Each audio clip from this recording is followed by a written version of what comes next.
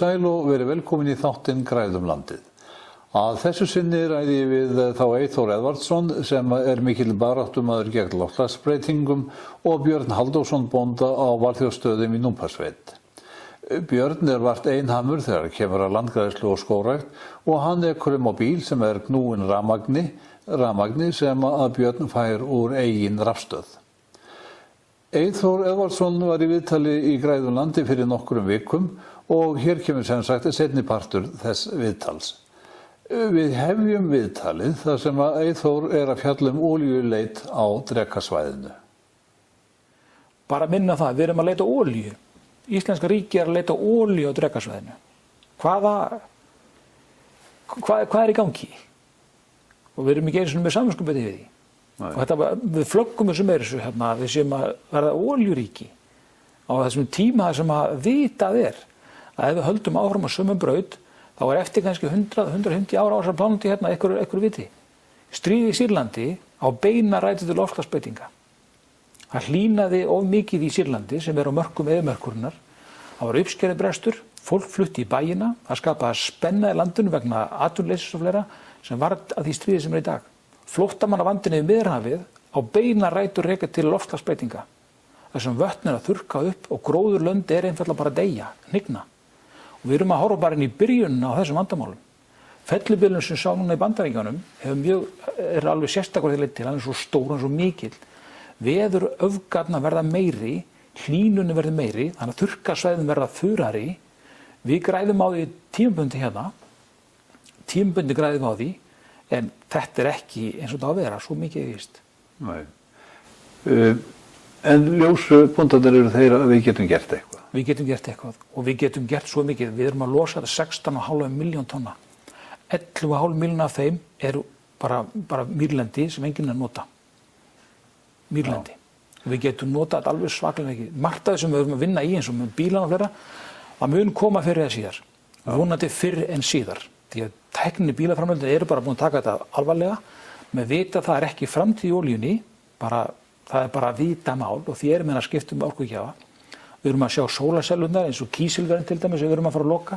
Þetta verið sem búið til kísil í sólarsellunar, þannig að þetta svolítið tvíbent að fara að loka þessu. Eitthvað verður að framleiða sólarkísil, en það fullt hægt að gera, það fullt hægt að vinna. En olía sem á nattvísu olían aðalvandamálið.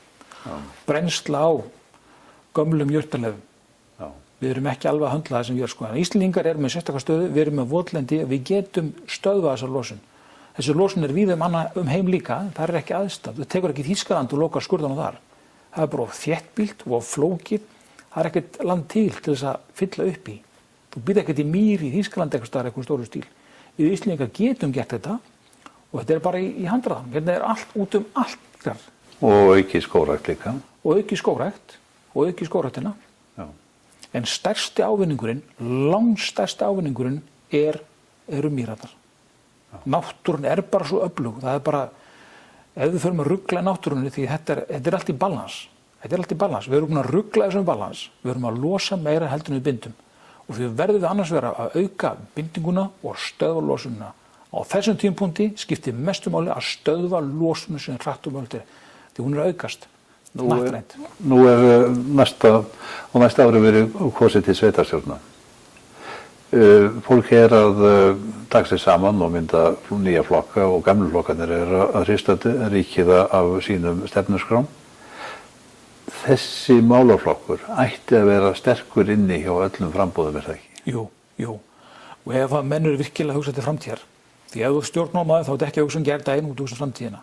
Þú að taka þér verkefni til að huga því hvernig þetta á að vera, hvernig ætlum við að þróast, hvernig ætlum við að taka á þeim vandamálum sem til staðar. Stærsta vandamáli sem liggur fyrir okkur öllum loftslagsbreytingarnar. Sveitarstjórnarstigið liggur næst atvinnulífinu, liggur næst íbúunum. Mörg eru komin með kerfi í gangvarandi flokkun og sorpi að vinna með lífrænan úrgang á réttan hátt, til dæmis með metangasframleiðslu, framleiða úr honum eitthvað, nýta skóginn sem vex aftur og svo notaður. Þannig að það fullt hægt að gera og svo líka það að aðstoða landeigendur við að koma eitthvað svona þrýstingi eða stuðningi til þess að fara í votlendið. Því bottom line veit ekki hvað gott orð fyrir íslensku fyrir bottom line Bottom line við verðum að loka þessum skörðum. Við verðum að fá votlendin aftur. Því þau eru lykilþáttur í að stöðva losun á Íslandi. Bílarnir, við hugsum alltaf bílinn, við stöðva losun, við hugsum bílinn. Bílar eru 4% af vandanum. 4%. Allt effortið, allir peningarnar, allar nefndirnar sem búið að stofna farið þetta. Nú verðum við að fara að hugsa bara aðeins stærra út fyrir bókhaldið. Við erum ekki að leysa bókhaldsvandamál, við erum að leysa gríðarlega stórt mál sem eru loftslagsmálin. Annarkoð tekst okkur þetta og við getum búið áfram á þessar plánetu eða ekki. Við erum partur á þessar plánetu, við verum axla okkar ábyrgð. Allir Íslendingar og allir í heiminum eiga að kaupa vörur sem er framleiddar nær umhverfinu. Annað er bara rugl. Það er að kaupa kjöt sem er framleitt í Ástralíu, flutt yfir nöttin til að fara að borða. Er ekki bara rugl, það er ábyrgð að leysa hæstu gráðu. Við eigum að kaupa vörur sem er framleiddar, við eigum að kaupa íslenska vörur. Við erum að sjá núna eftir að Costco kom inn, þá eru grænmetisbændur að fara á hausinn. Jarðarber seljast ekki, tómatar seljast ekki, gúrkur seljast ekki. Við erum að flytja þetta inn úr öðrum heimsálfum til þess að selja hérna og nærumhverfið sem að við eigum að vera rækt af. Við erum komin á þann stað núna bara í heimssögunni að við verðum að framleiða í nærumhverfinu, við erum að kaupa á nærumhverfinu. Og sá tími liðan við getum hugsað eitthvað konar að kaupa kjöt frá Ástralíu, eitthvað svona lúxusvara. Þetta er bara rugl, þetta er ábyrgðarleysi. Við verðum að bera ábyrgð á því að halda íslensku landbúnað gangandi, hvernig sem við förum að því. Annað er bara ábyrgðarleysi. Kjötframleiðsla, framleiðsla á grænmeti og svo framvegis, við verðum að fá hana bara alveg hérna inn, bara á landið. Þannig að Costco má gera það sem við vilja, en þið ættu frekar að kaupa íslenska vörur og selja þar í sínum búðum, frekar en flytja þar inn. Þetta er ekki ábyrgð. Ef það væri settur tollur á, eins og við höfum gert með íslenska landbúnaðarvörur, tollur til að vernda og styðja við íslenska landbúnaðarvörur, þá værum við miklu betur stödd. Og við verðum að fara að hugsa svona tímalega, því ef við missum út núna, þá er bara í gær með gulræturnar. Það ná ekki að selja þær. Og hversu mörg ár getur grænmetisbóndi lifað því að selja ekki framleiðsluna? Það segir sig sjálft bara, þú fær bara hausinn næsta ári. Það er ekkert borð fyrir báru til þess að missa út alla framleiðsluna. Við verðum að fara að hugsa þetta strax. Og af því mun hugsa með þetta, við getum sett inn skatt á álúr til að stýra neyslunni. Eins og með sóun, við getum Svíar til dæmis, sem eru komin hvað lengst í öllum þessum pælingum, þeir eru með svokallega recycling eða endurvinnsluhagkerfið. Þar hendur ekki vörum, þú fer með vöruna í viðgerð og viðgerðin er niðurgreidd. Það er engin vaskur af viðgerðum. Ef þú ert með útvarpstæki, þá áttu ekki að kaupa nýtt útvarp. Þú fer með það í viðgerð.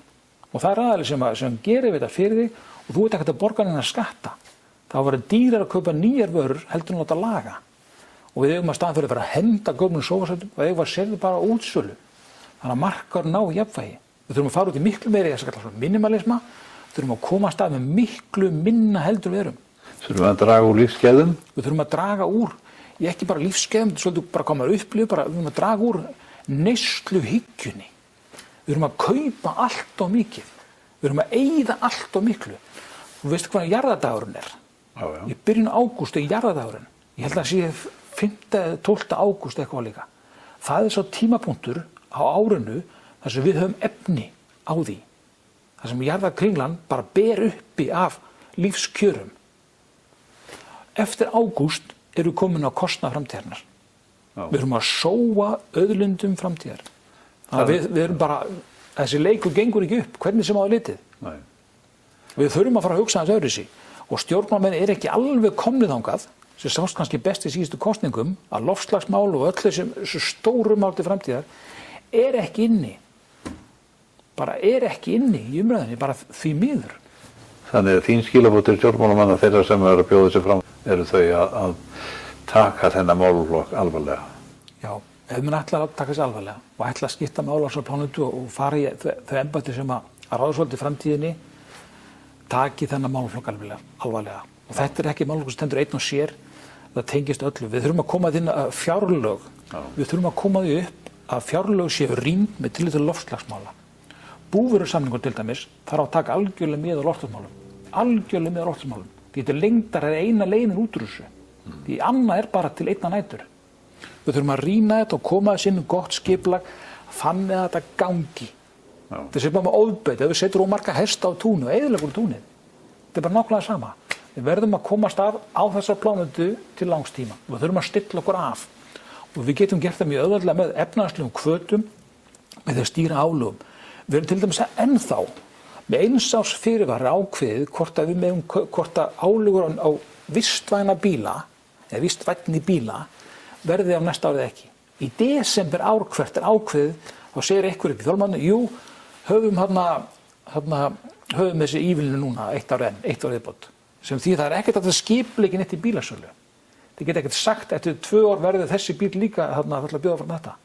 Öll langtíma áætlun ekki til staðar. Við þurfum að setja miklu betra langtíma áætlun og þurfum ekkert að fara að finna upp hjólið. Svíarnir eru búin að gera þetta bara með miklum sóma á sann.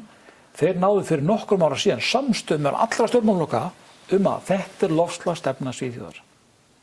Og þeir hafa gengið svo langt eins og í Stokkhólmi. Þú finnur ekki leigubíl í Stokkhólmi sem gengur á öðru en metangasi. Veistu af hverju? Þeir sett inn kerfi. Það var sagt bara leigubíl, þið með vilja hvaða bíl þeir á, en ef þeir eru metan, þá fellur þeim þessi gjöld. Ef þú kaupir metan bíl, þá fellur þeim þessi gjöld hérna. Þeir voru ívilnanir. Og á mettíma tókst þeim að skipta út öllum bílum sem aka á jarðefnaeldsneyti. Og þeir ganga ennþá lengra, þeir sögðu, eftir 2025 mun engin bíl í Stokkhólmi, ég voni að fara með ártölur rétt, aka á jarðefnaeldsneyti. Þetta er hægt. Og þetta er líka hægt hér. Þetta er líka hægt hérna sko. En við erum ekki komin þangað. Við erum að fylla landið af nýjum bílum. Bíl sem við kaupir í dag verður á góðrum eftir 10 ár. Og ef við ætlum að ná markmiðum Parísarsamkomulagsins, þá ekki seinna vænna en að taka þetta á föstum tökum. Bara einföld aðgerð að segja við bílaleigurnar sem eru stærsti kaupendur á nýjum bílum á Íslandi. Segja bílaleigurnar, þarna ef við kaupið bíla sem aka á jarðefnaeldsneyti, þá kostar þeir meira. Ef við kaupið bíla sem eru margfalt umhverfisvænni, þá fá þau ívilnun og mikla ívilnun. Bara þetta eitt mun tryggja það á næsta ári svakalega fjöldi bíla komin á markaðinn sem vistvænni. Þannig getur náð miklum árangri mjög hratt. Þetta er nefnilega ekki flókið. Og það sem að bændasamtökurnar gera núna til þess með þessi bíli, mér finnst þetta það frábært alveg. Taka þessi 5 bíli, gera tilraunir með þetta, mæla stöðuna, þetta frábær aðgerð. Því ef þú nærð að koma því inn allstaðar, því landbúnaður losa töluvert mikið. Framleiðsla á mat kostar mikla orku, það bara svoleiðis. En við þurfum ekkert að draga úr framleiðslunni, við þurfum að breyta í hvernig við framleiðum. Svo fyrir utan eins og fjóshuginn, allt metangasið úr fjóshugunum. Á hverju ekki að nota það? Á hverju ekki bara fyrir hvern einasta fjóshug sem bara stykki fyrir ofan sem tekur metanið? Vandamáli vísu flutningur metan og hvernig tökum við á milli, en það hægt að vinna á því. Það eru flóknar vandamál sem hafa leyst, en það fullt af atriði sem bændur getur nýtt sér til framdráttar í sínum búum. Þannig að hér og nú getum við sjálfur sér ekki annað en sagt að við höldum áfram allavega hjá Landgræðslunni og þú og fleiri, en hvetjum stjórnvöld til þess að marka ákveðnari stefnu til langs tíma. Já. Það þurfa að vera skilaboðin og því fyrr sem við gerum þetta, því betra. Við erum búin að eyða allt of miklum tíma í ekki neitt. Árangur okkar loftslagsmálum sáralítill. Við erum eftir bátar allra þjóðuna sem við berum okkur saman við og hér engin stefna. En þá það Björn Halldórsson á Valþjófsstöðum í Núpasveit. Hann sagði við mig þegar ég heimsótti hann í ágúst að skuld Íslendinga við landið væri ansi há. Já. Við erum með land í tötrum, þó að það hafi verið mikið unnið í landgræðslu og skógrækt, þá þetta bara brot á því sem þarf að gera. Þegar þú ert að hugsa þetta, ertu að segja að bændur til dæmis, sem vörslumenn lands, að þeir komið þar inn en reyndar þjóðin öll?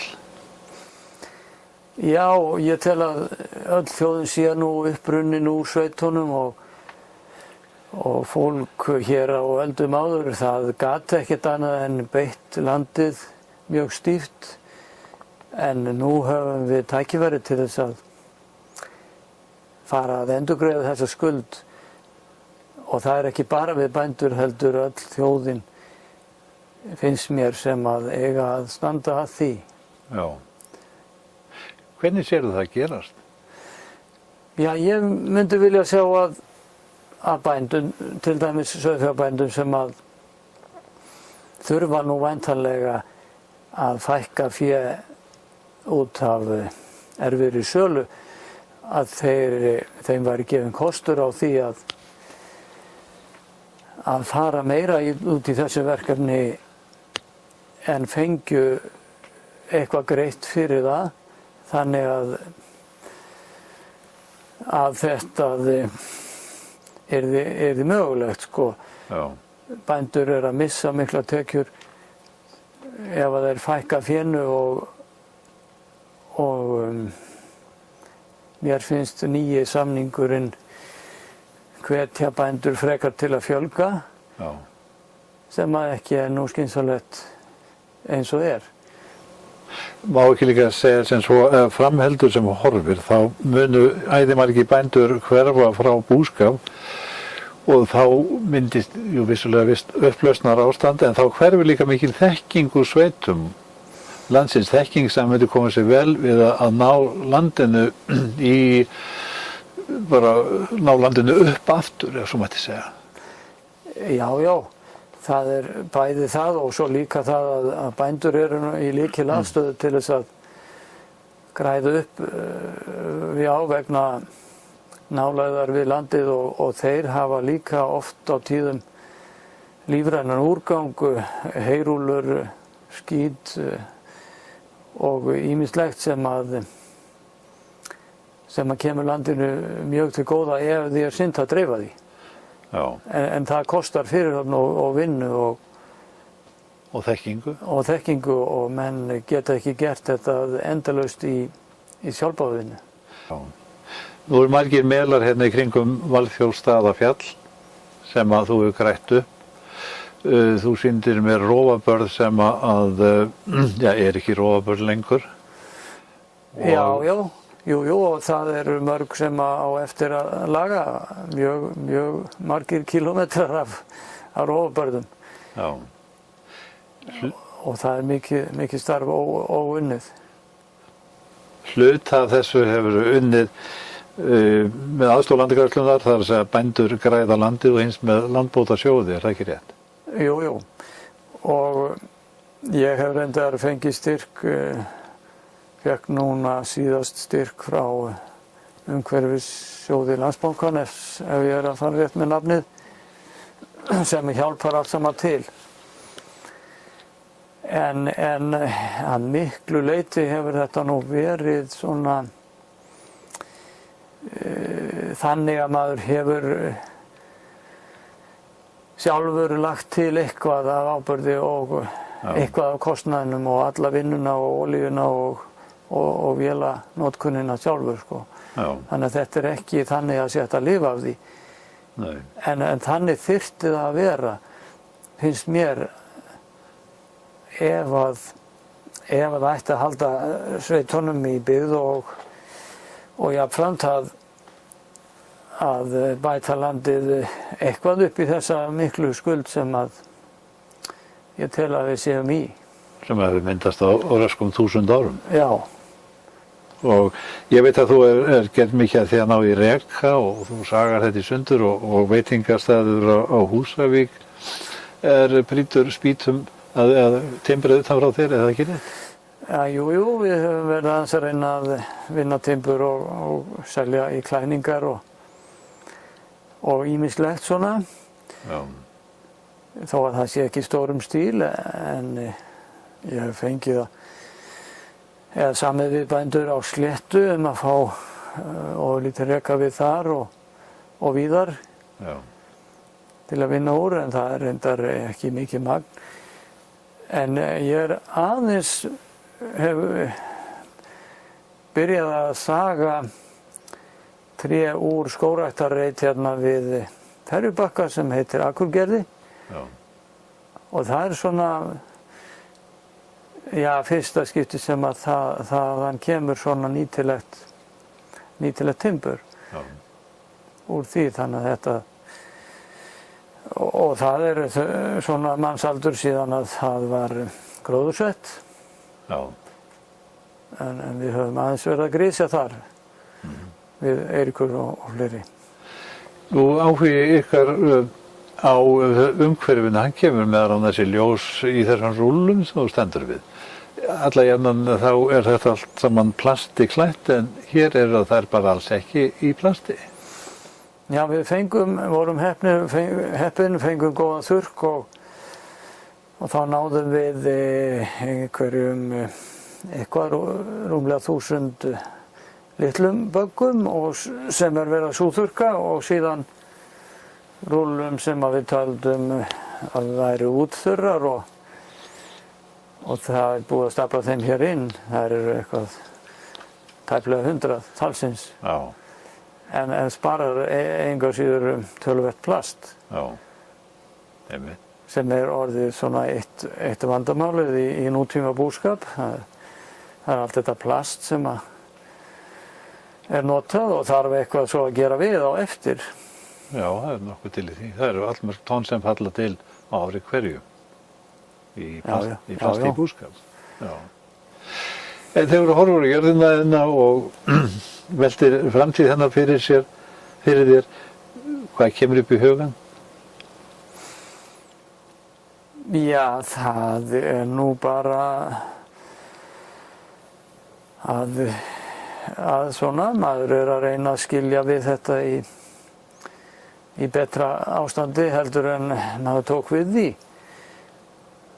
aðalega og gera gróðurfarið sjálfbært. Já. Þannig að það sé ekki á undanhaldi eins og var á stórum svæðum og maður sér ennþá í rófabörðum. Já. Þar sem jarðvegurinn fýkur á haf út. Þú allavega búin að gera mikið í því að ná þenni aftur tilbaka, ná landgæðunum tilbaka og alltaf greinilega halda áfram á því siði. Já, maður reynir það meðan að heilsa og tækifæri leyfa. Já. Á Valþjófsstöðum stundu skógrækt. Og þegar við Björn fórum land hans, stoppuðum við í fallegum skógreit og ég spurði Björn stærð skógræktarlandsins á Valþjófsstöðum. Það eitthvað 112 hektarar held ég. Og þetta hluti af þínum landbótum og landgræðslu? Já, við teljum þetta bæta landið. Það voru nú hér svo litlar birkileifar í þessari lægð hérna en svona í stórum dráttum var þetta nú ósköp rýrt land og mólendi og melur á hverjum einasta hól og hæð. Já. Þannig að það land sem við stöndum nú á, það var eitt sinn bara melar og órækta land? Ekki melar allt saman en það voru hérna svona heldur rýrir móar á milli. En ég ekki með slæma samvisku að hafa tekið þetta undir skógrækt því að svona rýrt mólendi það gefur ekki beit fyrir margar skepnur. En landið greinilega búið að taka miklum stakkarskiptum. Já, það breytist hægt og rólega. Já. Og það auðvitað kannski best að sjá það af myndum þar sem þar eru til. Já. En sko, það breytist svo mikið þegar trén koma að þá sest snjórinn meira að og þá einangrar hann þannig að frostið kemst ekki eins djúpt. Og áður hljóp frostið djúpt í þúfur og það var að tefja fyrir gróðri fram eftir sumri með kælingu. Já. En þegar komin eru tré sem að dragist í snjó, þá gjörbreytist allur jarðvegur, örveru, líf eykst mikið og við erum að sjá mikla breytingu á á skógarbotninum. Já. Það hlýtur að vera gefandi að geta fylgst með þessu. Já, já, það er það nú og þó að þetta sé langhlaup þá er gott að sjá einhverja breytingar, jákvæðar. Já. Þá er þættinum lokið í dag.